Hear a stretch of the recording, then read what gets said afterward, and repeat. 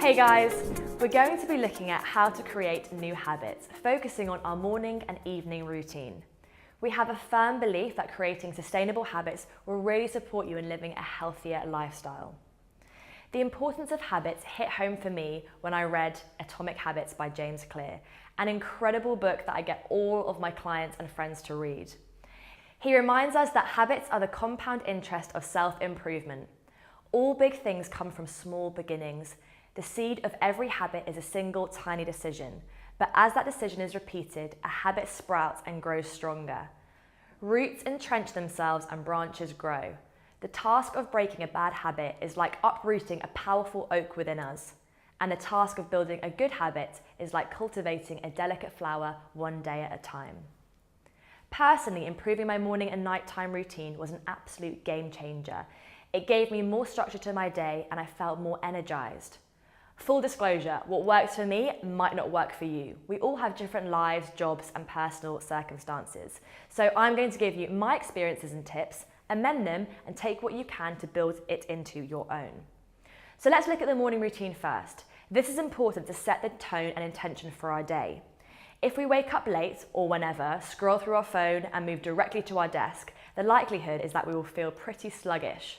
So, I personally get up at the same time every day. It might seem tempting to just get up when you need to that day, but the same wake up and sleep times improve your circadian rhythm and our bodily functions and cycles to operate more efficiently.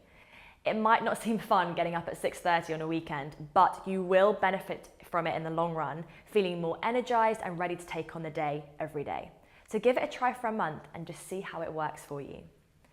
I jump straight out of bed and avoid snoozing the alarm every morning. This might be a super tough one, but it will allow you to feel more energized and send signals to your body that it's time to properly wake up. Top tip here.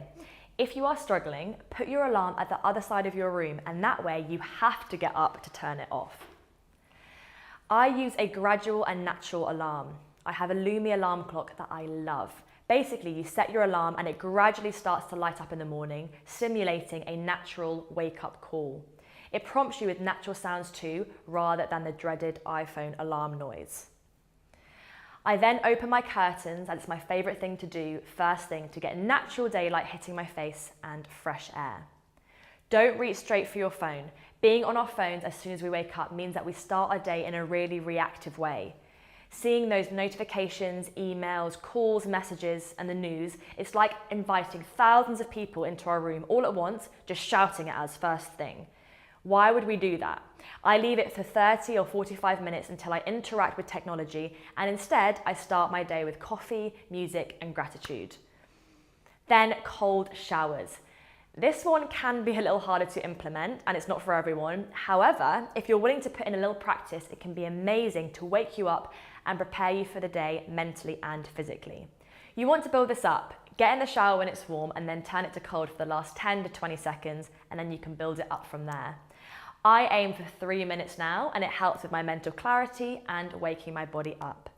Check out Wim Hof cold water therapy research for more on this.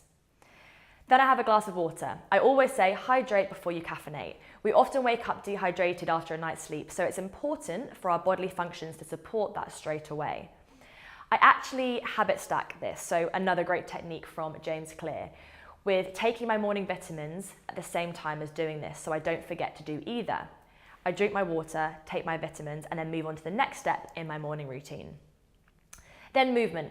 Depending on how much time you have, prioritizing movement can be a great idea.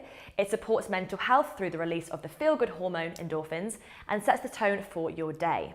I always feel so much better, more productive and positive if I start the day with a workout, a walk, or even a stretch session.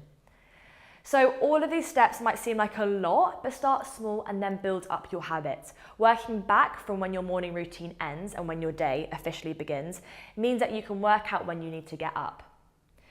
So now we're going to move on to the nighttime routine. Aim to go to bed at the same time every night. Similar to the morning routine, you want to be teaching your body and mind the discipline of good sleep and when you should be switching off. Remember to be realistic with your bedtime and when you will actually be able to stop working or fully relax. So don't go to bed at 9 p.m. if you're a night owl, because you'll just end up laying there awake. No screen zone. You want to avoid going on your phone or having screens on for at least an hour before sleep.